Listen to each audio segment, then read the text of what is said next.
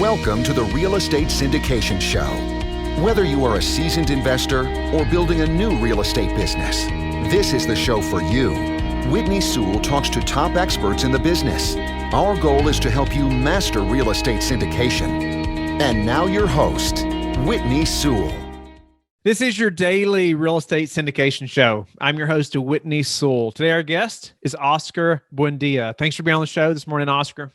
Awesome, man. I'm stoked. Like I've told you before this, I'm a fan of the show and I'm excited to be on. Awesome. Well, I'm glad to have you on. And first, I just want to say, thank you for your service, Oscar, to our country. He's in the military and just want to support him in that way and grateful for that. But a little about him, he and his brother, German, are making it happen in real estate investing. They are owners of REI Brothers and Good Day Capital. REI is their podcast for financial freedom through multifamily, and Good Day Capital is their real estate investment firm where they bring deals to investors. Oscar, again, welcome to the show. Grateful to have you, and get us started a little bit with your specialty in this business and what you all are focused on right now, and let's dive into how you've done it. Okay, awesome. And so a little bit of my background. So started, like most people, finding the smaller deals, whether it was through wholesaling, subject to, I did a little bit of any of those, and then recently, actually in 2019, we purchased our first large individual. It was a JV between my brother and I, a 20-unit portfolio. And it was all small multifamily, non-commercial. And from there, it just opened our mind to limiting beliefs and dropping everything as far as how you can scale, how you can make the puzzle work, and the lending piece of it, which up until then, I was looking at just regular, residential lending. And then I started looking into commercial, really found these ridiculous interest rates that commercial lenders provide. And I was like, wow, this is such a better way for margins for everything. And then from there, it just blew up. We started getting deals from anything from 50 unit to 150 units, and mainly in Ohio. That's where we were, our entry point. And because Ohio is a cheaper entry point, just allowed us to do that. That was one of our main strategies, is looking at what market we can tap into and at our comfortable entry point, right? If you go to Florida or Texas, the entry point might be a lot higher, right? So that's something as a someone scaling, you have to look at it, make sure you're comfortable with, because you don't want to get in over your head either.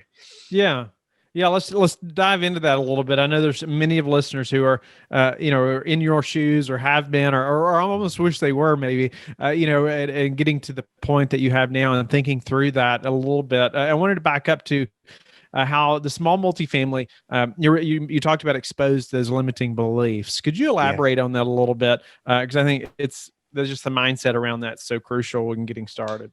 Yeah, absolutely. So, we were, like I said, I was doing wholesaling at the time, and I actually had a couple of deals taken from me from a mentor, or a quote unquote mentor, where I found like a 50% margin. He basically flipped them and he took $1 million off the deal. I didn't know what to do with them at the time, but he took them. And then from there, I got kind of sour taste at that level of real estate. So I started looking at other markets and how to get bigger. And our initial process was, hey, let's go buy a few homes, pay cash out in Ohio, entry points cheaper. But we were approached with a 300 unit portfolio of residential, and they wanted to offload it. And we said, okay, well, how do we do this 300 units? Eventually, we scaled it down to 30, and then we realized, okay, let's stick at 20 as our comfort number. And it really, even 20 at that moment was hard, because we were talking close to $1 million. And we were looking at how to structure it, how to everything. So we started calling people, lenders, you name it. And finally, we got the help to say, hey, this is how you should structure it, and we can help you. And we're like, oh, wow, man, that doesn't seem too hard. Let's just do it. Ran numbers, felt comfortable, and just took action from there, right? And that's what I mean by crushing those limiting beliefs, because until you put yourself in that situation to say, can I do it or not do it? You won't know. Before that, everything's in your head saying, oh no, that's too much for me. That's out of my realm. But the moment you get in a situation and your back is against the wall and you want to make it happen, if you truly want to make it happen, you will, right? If not, then it's not meant to be, and that's okay, because another opportunity will come. But now you have that experience through that little setback to know, hey, I can go and do this at another time, because now I have that little bit of knowledge, right? So that's what I mean. And Can't be it afraid to completely fail, crushed it. right? Yeah, it can't be. And it completely changed our mindset, because, now we're talking with people and investors with millions of dollars. You would have told me 2 years ago, I'm talking with people that have $80 million in reserves, that they say, hey, if you have a deal, let me know. I would have told you you're crazy. I that's a whole different world, and it's awesome. So tell me about some of the first action steps then that you took, or like finding a mentor. Did you, or what did that look like? You already had one, a bad experience with a mentor, right? But moving forward, did you use mentors then, or how did you find them? No, so this was all trial by fire initially, right? Once we got to that spot where we were, well, let me back up. Trial by fire, in fact, that I had other buying holds in Colorado Springs where I was stationed at before, and it was all working well. So I learned how to do it at a smaller scale first, individually analyze the numbers, um, and then from there, that's when we did a large, single shop purchase. But we made a lot of mistakes, right? So we did horrible on due diligence. I mean, this was a pure mom and pop owner. She had everything in a notebook, so we had to verify everything. And even then, when we verified, there were things that were wrong, and we messed up on it. The responsibilities on us, where leases were actually not correct, and then just the turnover. Once you take over tenants, they're just they know, and they don't want to do anything. So we had a lot of headaches, and we learned from that. But because we had so many headaches, that right there then forced us to think, okay, we need true mentors, right? And for us, it was key. It was Jake and Gino. We joined the Jake and Gino community. I can't speak any better about them that I do all day, every day anyway, because they truly are. We get like 4 coaches and everything from analyzing deals to this and that. And yeah, I can't. And that to me has been instrumental, because it's changed also our level of sophistication. And I'm all about reaching out for coaching and mentorship. When with our podcast, we're looking to monetize and ask people and pay people who have done it, as far as like, hey, how do you properly monetize? Same thing with affiliate marketing for our website, things like that. I mean, if I'm not an expert and I haven't done it, I'm going to reach out to the people that have done it. And if I have to pay, that's okay, because I'd rather pay for quality than stumble my way into people who don't know what they're doing and just taking my money. No, I know Jake and Gino personally. Can't speak highly enough of them. Yeah. Just personally, I mean, they're just amazing guys. So grateful that you brought them up. But then I just also just finding a mentor like that. I know to me it was just crucial. Finding someone that I could ask questions of. Right, just gives you that extra layer of confidence that you wouldn't have. Just knowing that there's somebody there that's on your side. Unlike that first mentor, that you talked about. You thought he was going to help you, and then ended up helping himself. And I would say he missed out. He could have had somebody that to partner with and made a lot more money long term. But I think it was somebody that was very short sighted, right? Very short sighted. So that what about now you've got into the business, you had a setback there in the beginning, but you pushed forward, you discovered some limiting beliefs, you found a good mentor, now you're doing somewhat larger deals, you've opened your mind up to doing bigger things now, in the real estate space.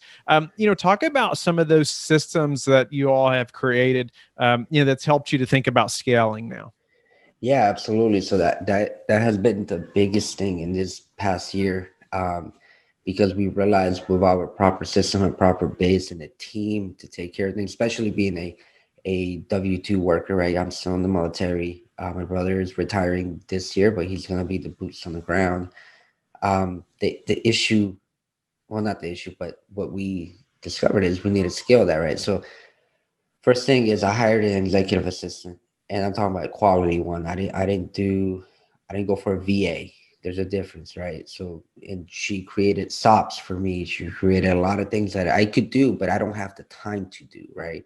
And she now, like for example, our podcast is it churns. I record. She takes the recordings.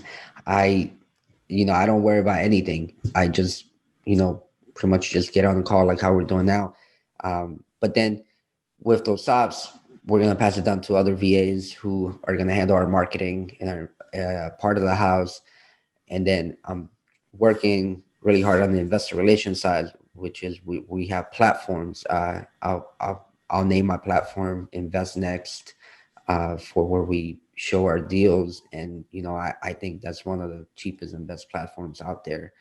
And I want to give them a shout out right now. We also use InvestNext. Oh, you do? Just a great team. We've worked with them for, I guess, a little over a year now and have done numerous deals through their platform. Can't speak highly enough of them and the customer service alone. You can actually find on our website on Whitney's recommendations I think it's under our About tab on our website. You can find a link to InvestNext and put your email in there and we'll get you some information about them and connect you. But anyway, glad you brought them up. Glad you're using them. So you found a great portal. You hired this. I wanted to back up. You hired this assistant. You said quality. Well, what does that mean to you? And I've used assistants for lots of things, and whether it's job specific things versus now I have for the best assistant that I've ever had as far as a personal assistant. What does that mean to you though, Oscar, as far as having the quality assistant versus just finding somebody on Upwork or whatever? Yeah, I think for me is someone that could critically think based on what I'm giving them as well, not just follow a simple direction, right? And also education to me plays a factor, right? The person that we hired, for example, she has an MBA, has operations experience, and she went to a American satellite school in Mexico and speaks better English than me. Probably better English than you. I was so impressed. And that to me is quality because, it shows that she can also, while she lives in another country, she can relate at a high level with business individuals here in the US. And she's going to play a key role in investor outreach for Latin America, which we're working on right now. But that to me is quality, right? If I'm hiring a graphic designer, it might not be, I don't need someone who has an MBA. I need someone that can do great graphic design and maybe post here and there for social media. But when it comes to the operations of an actual business, I need someone to know business. How did you find this person? So I looked through Upwork, Fiverr. What's the other one? There's one specifically for Philippine. I forget the website. Onlinejobs.ph. Yeah, that one.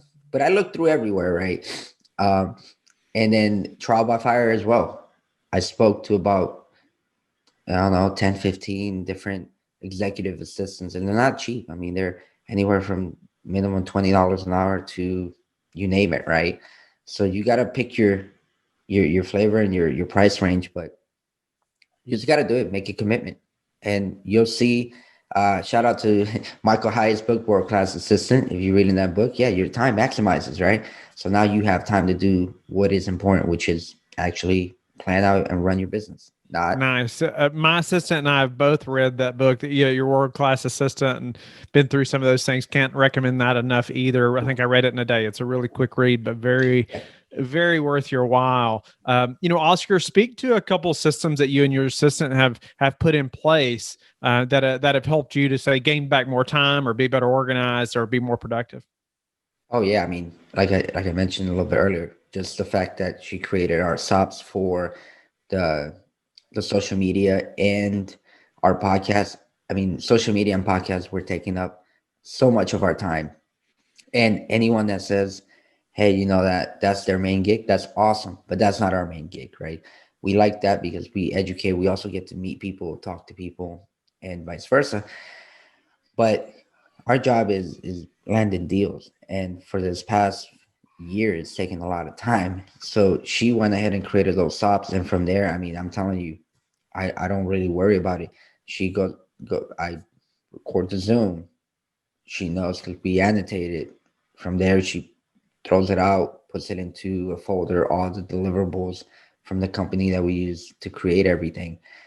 And then from there, she starts scheduling posts on our social media, things like that. We'll comment back and we'll do that piece. But as far as all the minute things, and beforehand, I sat down and I wrote down everything I want to outsource and everything I want to do. Commenting and interacting is something I want to do, my brother wants to do. But the posting and the little details of how to make it happen, I don't want to do that. That takes time, and it's not value added to my time. What would you do different now on your first deal if you'd have known then what you know now? Man, it's hard to say, why? Because that first deal, even though it brought us a lot of problems, opened up so many doors, right? So I don't know if I would have done anything different. To be honest, I wish I would have found Syndication and joined Jake and Gino beforehand, because I think we would have been, we would have been in other deals that a lot better. Because one of the things that we pride ourselves in, we were pretty good at off-market deals in Ohio. We networked a lot with wholesalers and just guys boots on the ground, and found ways to bring them in if we close on the deal. And that worked very well.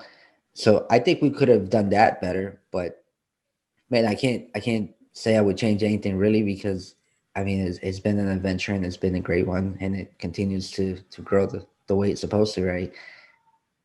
Oscar, how do you prepare for a potential downturn in your real estate business? So everything that we see is right. I mean, I think everyone's seen it. Cap rates are are compressed. I think there's a little bit of denial in the market, but it's all because there are some stimuluses that are keeping things alive and going. So there's factors there. But for us, to be honest, when we look at deals, we're looking at being extremely conservative. We look at no rent growth in 1 or 2 years, even sometimes 3, depending on the market. But really, the main thing, and this comes from mentorship, right? One of our favorite people, Bill Ham. I don't know if you know him, but he's our deal coach. And when we talk to him, I mean, this guy has 15 years plus of experience. He tells us, hey, look, don't worry about just raising rent. That's not the only way you prepare for things. That's not the only way you prepare value add. So he's talking about, we look at eliminating operating expenses, right? How do we lower those instead of just looking at the way everyone does, which is raising rents, right? So for us, it's that piece too, because you're not going to be able to always raise rent, especially in a downturn. So that's important to know, and to know how to evaluate and how to look into a structure and make an operation more efficient. Do you have any daily habits, Oscar, that you're disciplined about, completing that have helped you achieve success? Man, there's so much. It's been such a personal growth that's ridiculous. I would say, right now the biggest one is time blocking. Just because as things have gotten bigger, my life has gotten more out of hand. I do have a family, 2 kids, a wife, and it's been very, very important to say no to people as well. That I will do something from time to time, and when I pick up my kids at 4:30 and I put them to bed at 8:30, that is their time and no one else's time, right? So before, I used to be on my phone and doing this and that, and that's helped too with outsourcing certain things. But I have to also be able to say no to people who want to talk during those times and say, guys, I can't. That is my time. So that has helped me because it has created a balance in my life where everyone in my family is comfortable with and I'm comfortable with. And even the weekends. So I don't do anything on the weekends. I cram everything into the week, and the weekends are with my family. And we have to realize that is, at least that's my why, right? I do it for my family. I'm not going to kill my family in the process of growing my business, right? So What's your best source for meeting new investors right now?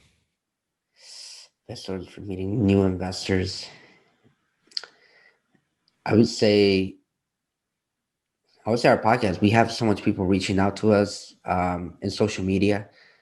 It's been very exciting to see people who just want to talk, and we'll meet and we'll chat. And you know what? COVID has had some good positive things, which is people are extremely open to Zoom conversations, right? In the past, it was, hey, let's meet up for coffee. Well, as a working individual who doesn't have that much time to go drive off somewhere, Zoom has been the best thing. What about what's the number one thing that's contributed to your success? Oh man, that and I've always had this. I'm curious and I'm a problem solver. Um, I don't like status quos, and I don't like being content. Um, I always like to grow, and if I see someone doing something that is amazing, I want to know how they did it, and I want to pick their brain and ask the right questions along the way. Obviously, provide value if there's any way. But yeah, that to me is I go full force and I see someone that's crushing it, and it's no negative energy. I I think sometimes as we are growing, we may become a little bit jealous. But I think if you can learn how to curb that, like, oh, I don't know about that guy, and just talk to people, because you don't know. Sometimes first impressions aren't always what they seem. Um, I've met some people that I've in the past would have been like, I don't know if I would talk to them. But now I talk to them, I'm like, man, these people are the coolest people ever, and their mindset is the best ever, right? So, How do you like to give back? oh man, I think I think what we've been doing recently is we began to approach a lot by uh, the Latino community, and we always like to give back in the sense that not everyone knows that there are these private investments out there um, that create these ridiculous returns, right? And is understandably so, because it's against the law to advertise to people who are not accredited. But I think people who are really trying to build generational wealth need to know about these private investments. So the only real way is to get to know someone who's doing the deal. So we like to give back that way and showing people this is what you can do. And even if it's not with us, right? Because we advertise so many people on our podcast and say, hey, these people are doing these things. You do it too, right? So we just want to show people that there are ways that they can do it and that they can grow their money. Oscar, I'm grateful for your time today. I'm grateful, just really walking through your story. I think a lot of people listening can relate. Starting with small multifamily or starting wholesaling, even and had you had a setback, right? You had this mentor that took advantage of you, and the work that you had done, but you didn't quit there. Is a key thing there. You didn't quit there, and you move forward. You learn from those mistakes, even from the first property or so, and found that mentor that's helped you a lot, and you all just pushed through taking action. And you talked about just being willing to take risks. I think no risk, no reward. You have to be willing to step out there. But then too, I just appreciate you elaborating on some of the systems that you all created, and the importance of hiring that assistant, and a quality assistant at that. So Oscar, thank you again. Tell the listeners how they can get in touch with you and learn more about you. Yeah, absolutely, man. And thank you so much for having me on, man. I can't say it enough. I've been a fan of this show for a while, so thank you. And anyone can reach us through our social media. We're really active. We have a podcast, REI Brothers, and then we're on Instagram, REI_brothers. We have a Facebook as well. Very active on our personal LinkedIn as well. So reach out to us if you ever want to chat, talk. I we've we've been in other people's shoes, And even if it's not about investing, if it's just about personal growth and how to do a certain thing, let us know, man. I've helped people close on a single family, even though that's not what I do anymore. And it's just advice, right? So we can always chat. Let us know. Thank you so much, man. This has been a blast. Thank you for listening to the Real Estate Syndication Show, brought to you by LifeBridge Capital. LifeBridge Capital works with investors nationwide to invest in real estate, while also donating 50% of its profits to assist parents who are committing to adoption. LifeBridge Capital, making a difference, one investor and one child at a time. Connect online at www.lifebridgecapital.com for free material and videos to further your success.